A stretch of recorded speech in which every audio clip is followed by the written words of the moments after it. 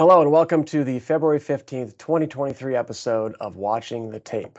I'm recording this on a Tuesday, which is earlier in the week than usual. We had some big news this morning come out, the January CPI inflation reading, and it came out at 6.4%, which is high, but being high in the absolute is not really the whole story here. So how did that 6.4% reading compare to the expectations?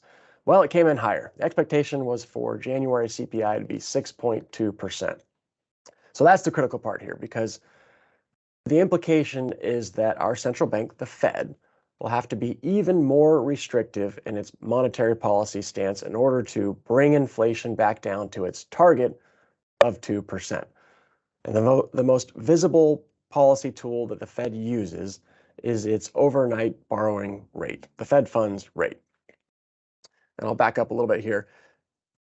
I've commented multiple times in the past on this video series that we are often confronted with the question, what are interest rates doing? Are they going higher? Are they going lower?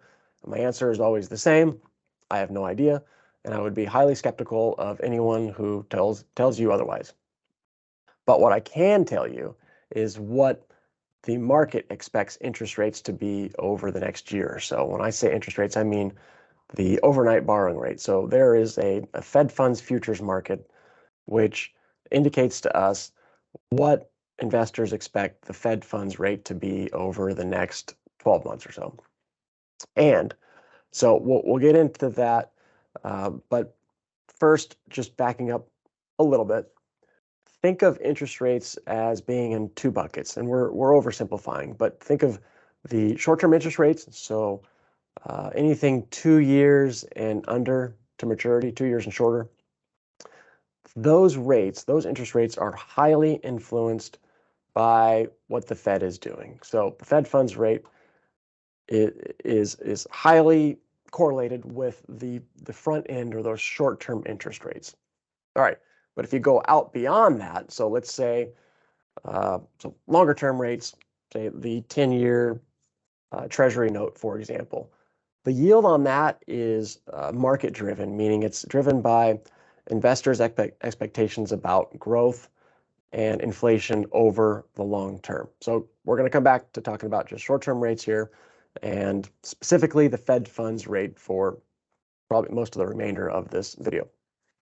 All right, so for that, I guess I should probably introduce you to these terms that have been the subject of fierce debate lately, and it's pause versus pivot. Okay, so will the Fed pause once it gets to its peak rate for this cycle? And nobody knows what that peak rate is yet. We're at 4 3/4 right now. It could be, the expectation is that it'll peak around maybe 5 1/4 for this cycle. And then when they get to that, will they pause or will they pivot? So we're going to use some charts here to show what I mean by those. Those are the two buzzwords you're going to hear, or you may have heard. So this is just the Fed funds rate since 2000. And we can see that the most recent uptick has been sharp. And we're at, like I said, 4 3/4. 4 3/4 is the top end of the Fed funds target rate. All right.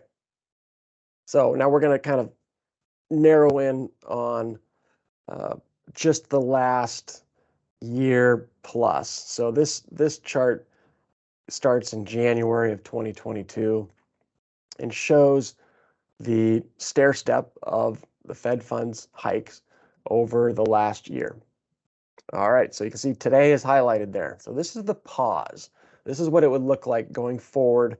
They get to that peak rate, in this case, just 5%, and they just kind of plateau there. That's the pause to see how all of those interest rate hikes are flowing through into the economy. All right. Then there's the pivot story, which is the Fed will get to that peak rate and then be so successful in getting inflation back down to its target that it will then be able to lower interest rates to prevent any further damage to labor markets and the overall economy. So we've had some data points recently, in recent weeks, that would suggest that the story is shifting from pivot to pause. So when we started the year, the beginning of 2023, the pivot was, I think, the more widely accepted path of interest rates. And we've had some data points on strong labor markets. Unemployment's still very low. And then we had this inflation reading today, which shows that inflation is persisting.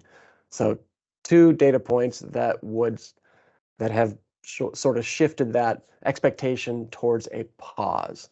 So why is this important? Well, I think that part of the run-up in growth in tech stocks early this year, the growth has done great to start the year, and I think that's been due in large part to investors' expectations about a pivot.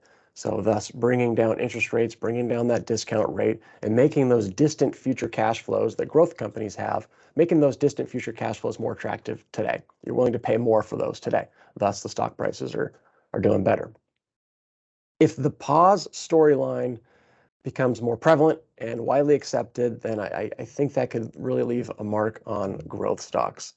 And also of note, before I let you go, the yield on the 6-month Treasury bill is now at 5.02%. So we're above 5% on the 6-month Treasury, and we haven't seen that since 2007. So, and this is obviously reflective of, especially, the last little uptick there reflects today's CPI news, which means that the Fed's going to have to be a little bit more aggressive raising rates. And again, remember the shorter end of the front end of the yield curve, shorter term interest rates are highly influenced by what the Fed is doing with the Fed funds target rate. That's it. Thanks for watching. We'll see you in 2 weeks.